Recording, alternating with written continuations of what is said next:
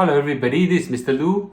Today I have a very controversial topic that is inspired by one of our viewers from our 1865 community, and he actually prompted a concept which I thought was quite interesting. So today's title of our topic is called Parents Stop Treating Your Kids as Your Dividend Stock. Parents, stop treating your kids as your dividend stocks.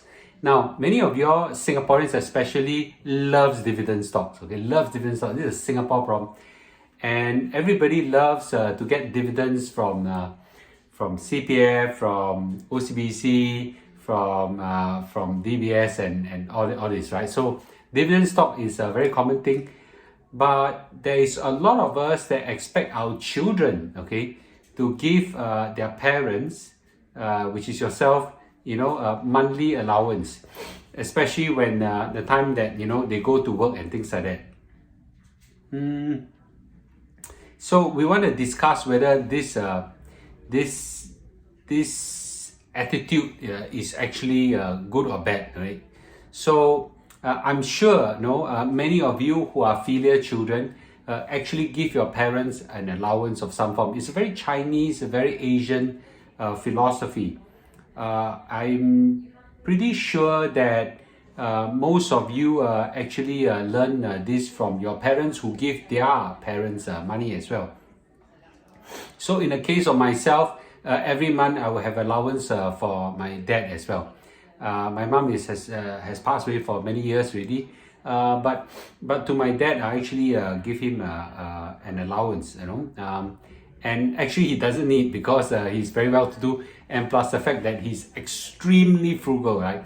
Extremely. We live together, so all his food are well taken care by me, and I pay for his utilities and things like that. But most importantly is that I gave him an allowance, and this is our filial piety. I know he doesn't need it, but it's my way of saying thank you for bringing me up. But towards my own children, I have a different expectation, because I think it is a very different very different world right now. Because I think this current world right now, the cost of living is very, very high, okay, especially on property. Yeah, there is a lethal blow to the kids' expenses. I don't remember. I think from my time, right, my starting pay was around $2,300, but I have a fat bonus, right? So those days my bonuses was in a ballpark of 6 months or so. So I think average out my monthly salary. Actually, I didn't know how much a monthly salary, so I'm gonna do a calculation. So it was 2,300, about 6 months bonus, so that's 18 months, okay, divide by 12, so was about 3,450. So nowadays the pay for starting salary is about 4,000 plus a bit, okay. And now these bonuses are not that fat anymore. Bonuses are not that fat, and I was told that you're even lucky if you have a 13-month EWS and things like that. So actually the salary didn't increase that much compared that time and my time, okay. But the cost of living has went up phenomenally, okay. Houses, I remember I applied for a BTO. My BTO was about $200,000. Today, a BTO,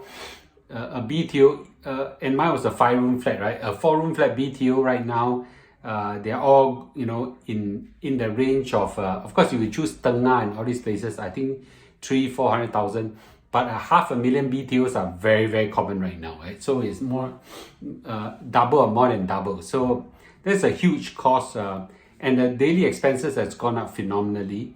So I think I want to speak out for the young people to their parents. In our times, our parents' time, I don't know how many of our parents in this, but my dad, I remember, never had a salary more than more than $3,000+. Okay, never had. And by the time he retired, and yet he could amass a considerable fortune, right? Just by being frugal and putting his money on dividend stocks. I think I want to say this on behalf of the young people to you parents. You are a lot more educated than your parents' generation. Your income capacity is a lot more, and your children's burden is a lot less. Most of us, have 2 kids or below. So therefore, your ability to take care of yourself in your retirement is phenomenally a lot more than your parents. So I would encourage parents not to have an expectation of your children to give you an allowance when you retire. You should not need it. Your retirement is your responsibility and not your children's responsibility. Your CPF, your savings, your dividend stocks, your growth stocks, all this, your asset and all this must be enough for your own retirement. And please do not burden your children, because your children's burden right now in this current cost of living era is not the same as yours. My time, cost of living was a breeze. Now it's phenomenally painful. So I would suggest that for parents, please love your children enough to relieve them of this burden. Now, if they give you something, it's a bonus, right?